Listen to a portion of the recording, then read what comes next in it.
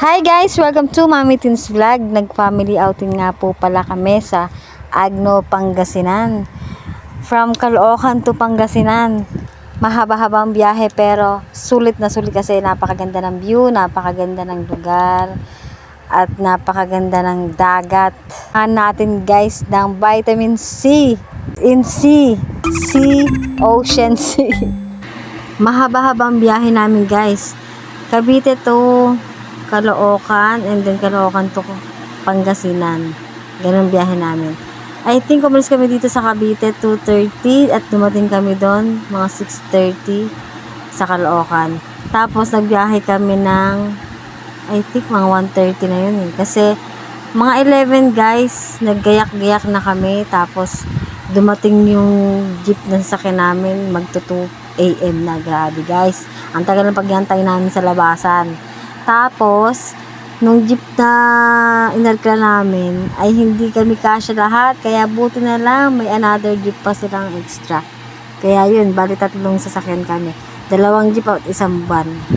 Kaya, sulit na sulit naman, kahit malayo yung biyahe namin. Kami ay super nag-enjoy at happy. Yung iba, hindi ko na napicturan, hindi ko na sobrang busy na sa kasayahan. Yung iba, hindi ko na nakuha ng picture. Guys, kung gusto yung punta dito sa Avaganen, Agno, Pangasinan, sa Trixie Resort guys, ayan may number sila dyan guys. Kontakin nyo lang yung nakakrap dyan. Complete na sila dyan guys, may wifi, may aircon, may ref, may mga lutuan, may mga gamit na rin dyan guys, kaya wala ka na problemahin pa. Ang staycation namin ay March 31 ng umaga at umuwi kami ng Caloocan ay April 1 na ng hapon. At talaga nga naman sinulit na namin yung pagbisita namin dyan sa Trixie Resort sa Pangasinan. At syempre birthday din kasi yan ng kapatid kong bunso at ng aking apo guys. Oh my God, dami ko talagang apo. Parang kailan lang ang bilis talaga ang panahon guys, at birthday din yan ng anak kong lalaki.